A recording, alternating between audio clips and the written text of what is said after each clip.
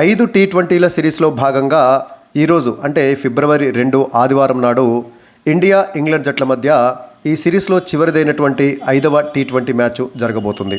ఈ మ్యాచ్ ముంబైలోని వాంఖెడే స్టేడియం వేదికగా జరగబోతుంది. ఇప్పటికే సిరీస్ను చేజిక్కించుకున్నటువంటి ఇండియా ఈ మ్యాచ్లో కూడా గెలిచి తన ఆధిక్యాన్ని మరింతగా పెంచుకోవాలని చూస్తుంది. మరోవైపు సిరీస్ కోల్పోయినటువంటి ఇంగ్లాండ్ జట్టు చివరి మ్యాచ్లోనైనా గెలిచి ఆత్మవిశ్వాసంతో ఆ తర్వాత జరగబోయేటటువంటి 3 వన్డేల సిరీస్లోకి బరిదోకి దిగాలనుకుంటుంది. సో ఇప్పటికే ఇండియా సిరీస్ గెలవడంతో నామమాత్రమైనటువంటి ఈ చివరి మ్యాచ్లో టీమిండియా కాంబినేషన్లో భారీ మార్పులు జరిగేటటువంటి అవకాశం ఉంది. ఇప్పటి వరకు బెంచ్కే పరిమితమైనటువంటి వాళ్ళని తుది జట్టులో ఆడించాలని, అదేవిధంగా ఇప్పటివరకు అన్ని మ్యాచ్లు ఆడినటువంటి కొంతమందిని మరి బెంచ్కి పరిమితం చేసి వాళ్ళకు రెస్ట్ ఇవ్వాలని టీం మేనేజ్మెంట్ భావిస్తుంది. ఈ నేపథ్యంలో ఈ చివరి 5వ T20 మ్యాచ్లో భారత తుది జట్టులో స్థానం సంపాదించే ఆటగాళ్ళు ఎవరో ఒకసారి చూద్దాం. ఓపెనర్లుగా సంజు శాంసన్, అభిషేక్ శర్మ వీరిద్దరూ కొనసాగే అవకాశాలే మెండుగా ఉన్నాయి. అయితే అభిషేక్ శర్మ ఈ టోర్నమెంట్లో పర్వాలేదనిపించాడు. మొదటి మ్యాచ్లో తన ధనాధన్ బ్యాటింగ్ తోటి అభిషేక్ శర్మ ఇండియాకు విజయాన్ని సాధించి పెట్టాడు. ఆ మ్యాచ్లో 34 బంతుల్లోనే 79 పరుగులు చేసినటువంటి అభిషేక్ శర్మ ఆ తర్వాత 3 మ్యాచ్లలో వేగంగా ఆడినప్పటికీ భారీ స్కోర్ అయితే సాధించలేకపోయాడు. రెండవ మ్యాచ్లో 6 బంతుల్లోనే 12 పరుగులు, మూడో మ్యాచ్లో 14 బంతుల్లోనే 24 పరుగులు, ఇక 4వ మ్యాచ్లో 19 బంతుల్లోనే 29 పరుగులు. అంటే మంచి స్ట్రైక్ రేట్ తోటి అభిషేక్ శర్మ బాగానే బ్యాట్ చేస్తుంది. నిజం చెప్పాలంటే ఈ సిరీస్లో 2 జట్లలో కూడా టాప్ స్కోరర్ అంటే అభిషేక్ శర్మనే. ఇప్పటివరకు 144 పరుగులు చేశాడు 4 T20లలో కలిపి. సో అభిషేక్ శర్మ మీద పెద్ద కంప్లైంట్స్ అయితే ఏమీ లేవు. అతడు అలాగే ఆడతాడు, స్ట్రైక్ రేట్ తోటి ఫాస్ట్గానే ఆడతారు. సో ఉన్నంతసేపు ఇండియాకి మంచి స్కోర్ను అందించేటటువంటి ఉద్దేశంతో అభిషేక్ శర్మ బాగా ఆడుతుండు. అయితే మరొక ఓపెనర్ సంజు శాంసన్తోనే వచ్చింది అసలైనటువంటి సమస్య. తొలి మ్యాచ్లో 20 బంతుల్లోనే 26 పరుగులు చేసిండు. అందులో ఒకే ఓవర్లో 22 పరుగులు చేసిండు. సో వెంటనే అవుట్ అయ్యిండు. ఇక ఆ తర్వాత 3 T20లలో కూడా రెండో T20లో 5 పరుగులు, మూడో T20లో 3 పరుగులు, తర్వాత గత మ్యాచ్లో కేవలం ఒకే ఒక పరుగు చేసినప్పుడు సంజు శాంసన్ నిలకడని ఏమాత్రం కొనసాగించలేకపోతుండు.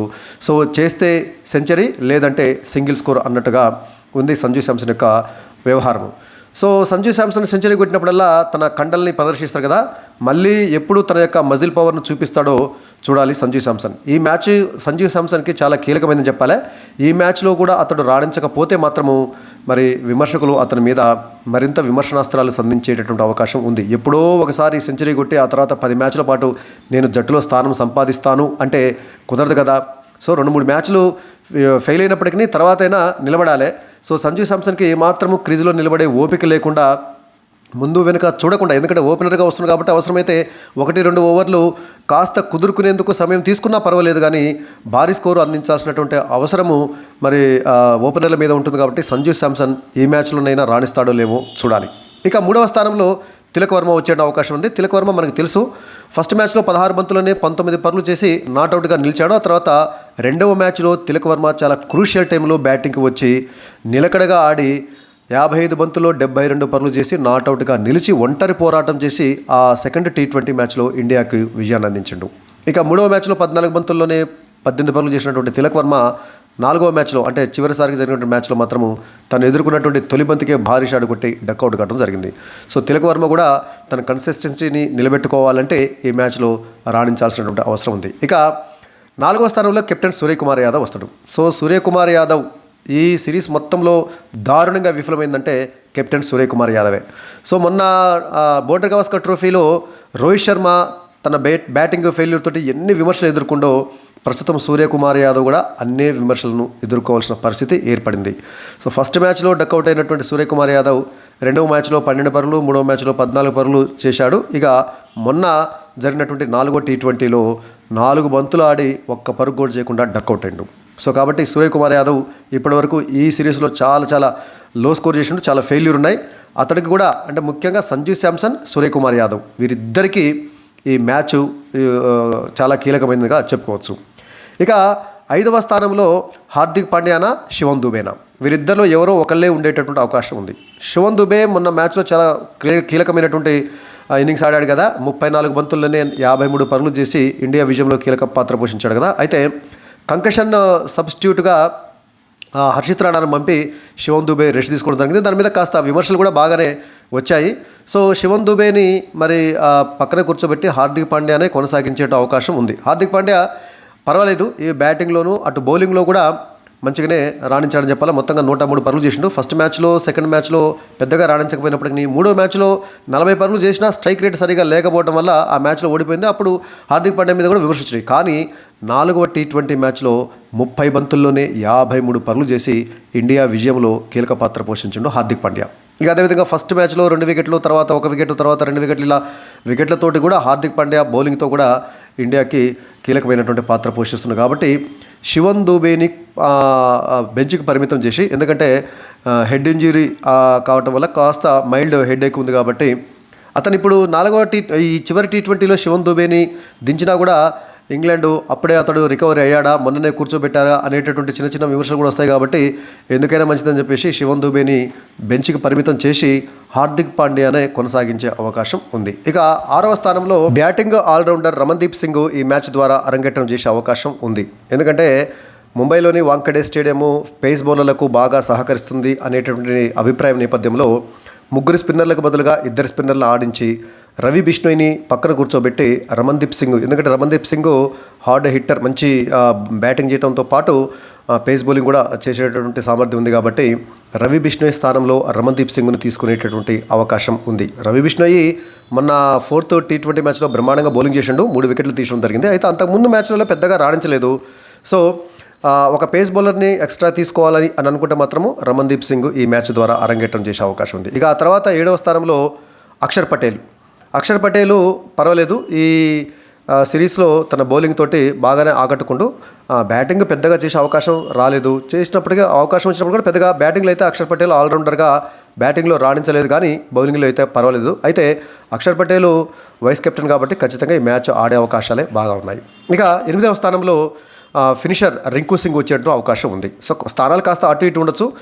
రింకు సింగ్ ముందు వచ్చి తర్వాత అక్షర్ పటేల్ వచ్చినా ఆశ్చర్యం లేదు.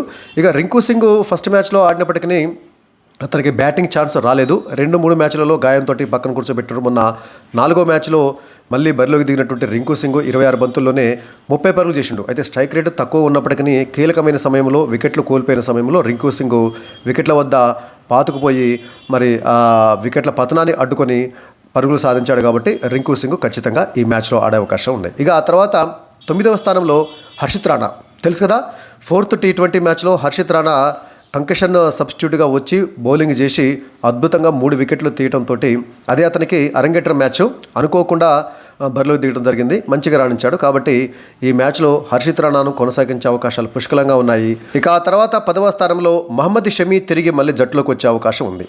అయితే మొదటి 2 T20 మ్యాచ్లో ఆడినటువంటి మహమ్మద్ షమీ 3వ మ్యాచ్ ఆడాడు. వికెట్లేమీ తేలేకపోయినప్పటికీ బౌలింగ్లో కాస్త పర్వాలేదు అనిపించాడు. ఎందుకంటే సుదీర్ఘ విరామం 14 నెలల తర్వాత మళ్ళీ అంతర్జాతీయ క్రికెట్లోకి పునరాగమనం చేసినటువంటి మహమ్మద్ షమీ బౌలింగ్లో కాస్త పర్వాలేదు అనిపించాడు, వికెట్ తీయలేదు. అయితే మళ్ళీ 4వ T20 మ్యాచ్లో అతనికి రెస్ట్ ఇవ్వడం జరిగింది.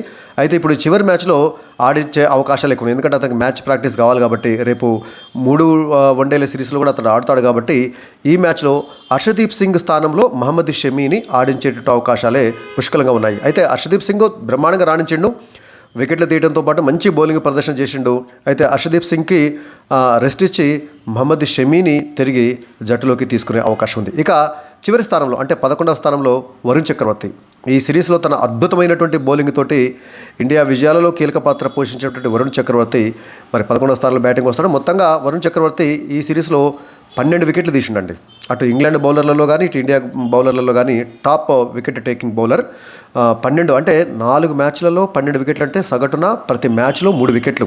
T20 క్రికెట్లో ప్రతి మ్యాచ్లో సగటున 3 వికెట్లు తీసిందంటే మామూలు విషయం కాదు. ఫస్ట్ మ్యాచ్లో 3 వికెట్లు, 2వ మ్యాచ్లో 2 వికెట్లు, 3వ మ్యాచ్లో అయితే ఏకంగా 5 వికెట్లు తీయడం జరిగింది. ఇక మొన్న జరిగినటువంటి 4వ మ్యాచ్లో 2 వికెట్లు, మొత్తంగా 12 వికెట్లతోటి ఈ మిస్టరీ బౌలరు తనకు తిరుగులేదని చెప్పేసి నిరూపిస్తున్నారు. కాబట్టి వరుణ్ చక్రవర్తి కూడా ఈ మ్యాచ్లో ఖచ్చితంగా ఆడతాడు. సో ఈ విధంగా భారత యొక్క తుది జట్టు అంటే 5వ T20 మ్యాచ్లో ఆడబోయేటటువంటి భారత తుది జట్టు ఈ విధంగా ఉండే అవకాశం ఉంది. ఓపెనర్లుగా సంజు శాంసన్, అభిషేక్ శర్మ, 3వ స్థానంలో తిలక్ వర్మ, 4వ స్థానంలో సూర్యకుమార్ యాదవ్, 5వ స్థానంలో హార్దిక్ పాండ్యా. ఒకవేళ హార్దిక్ పాండ్యాకు విశ్రాంతి ఇవ్వాలనుకుంటే అప్పుడు శివన్ దుబే ఆడతాడు. అయితే శివన్ దుబే మొన్న హెడ్ ఇంజురీ తోటి పక్కన కూర్చోబెట్టారు కాబట్టి శివన్ దుబేను బెంచ్కి పరిమితం చేసి హార్దిక్ పాండ్యానే కొనసాగించే అవకాశం ఉంది. ఆ తర్వాత 6వ స్థానంలో రమన్దీప్ సింగ్ ఈ మ్యాచ్ ద్వారా అరంగేట్రం చేసే అవకాశం ఉంది రవి బిష్ణోయ్ స్థానంలో. ఇక 7వ స్థానంలో అక్షర్ పటేల్, 8వ స్థానంలో రింకు సింగ్, 9వ స్థానంలో హర్షిత్ రాణా, 10వ స్థానంలో మహమ్మద్ షమి, 11వ స్థానంలో వరుణ్ చక్రవర్తి. సో 5వ టీ20 మ్యాచ్లో భారత్ ఆడబోయేటటువంటి తుది జట్టు ఇలా ఉంటుందని నా అంచనా. సో మరి మీ అభిప్రాయం ఏమిటో కామెంట్ సెక్షన్లో కామెంట్ చేయండి.